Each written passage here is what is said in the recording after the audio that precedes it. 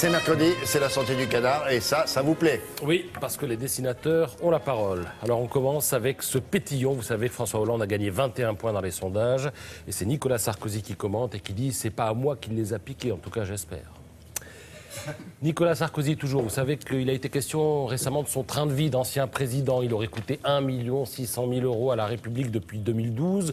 Tout ça en toute légalité, hein. Il a droit à des secrétaires, un bureau, etc., un chauffeur. Commentaire d'un de ses collaborateurs, le coup de bol, c'est qu'ils n'ont pas compté le salaire des juges qui bossent actuellement sur vos affaires. Dessin de German, où François Hollande se demande comment libérer l'emploi et il répond tout de même pas avec le RAID.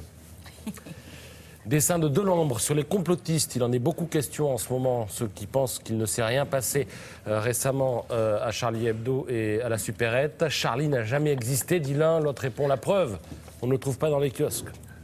Et puis alors, je voudrais vous montrer une photo. C'est la photo de Philippe Martinez. On risque de mieux le connaître très bientôt, puisqu'il remplacera peut-être Thierry Lepant à la tête de la CGT. Son élection était, paraît-il, une question de jours, d'heures, et puis elle a été repoussée. Et ça a inspiré à Mouget, dessinateur du Canard enchaîné, ce dessin. Attention, ça décoiffe, mais c'est drôle. Notre candidat ressemblait trop au bof de Cabu. Ah oui. L'élection à la tête de la CGT repoussée à février. Dessin de Mouget. Alors, un aller simple pour l'Italie maintenant. Est-ce que ça vous dit? Ce serait pour y prendre la tête d'un musée. Oui. L'Italie lance un appel à candidature internationale. C'est incroyable. Ouais, qui sera clos le 15 février prochain. Alors, si vous êtes candidat, vous envoyez votre CV, une lettre de motivation en anglais et en italien. Vous envoyez même pas, vous déposez tout ça sur le site du ministère italien de la Culture et du Tourisme. Et alors, les postes proposés, c'est pas n'importe quoi. Regardez la photo que publie le Figaro ce matin. La Galerie Borghese à Rome.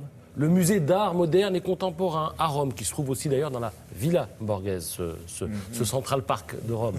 La Galerie des Offices à Florence, des musées à Modène, Pérouse, Venise, Naples, Turin, à Milan, la Pinacothèque. Mais qu'est-ce qui leur arrive? Ils n'ont pas de personnel compétent? Les Italiens ont fait une réforme récemment des musées qui vont devoir s'autofinancer un petit peu. Donc on veut nommer des directeurs qui seront certes capables de gérer sur le plan culturel, mais aussi de gérer tout court et capables d'aller chercher de l'argent auprès de certaines institutions pour faire fonctionner les musées. Les salaires proposés, ça va de 80 à 180 000 €, bonus compris, nous explique ce matin le Figaro. Par an? Alors, oui, par an. Et bon, formation quand même. Il faut avoir une formation et une expérience dans le domaine du patrimoine et un minimum de 5 ans de gestion d'institutions. Il va falloir maintenant aller trouver des fonds et de l'argent. C'est déjà arrivé avec la Scala.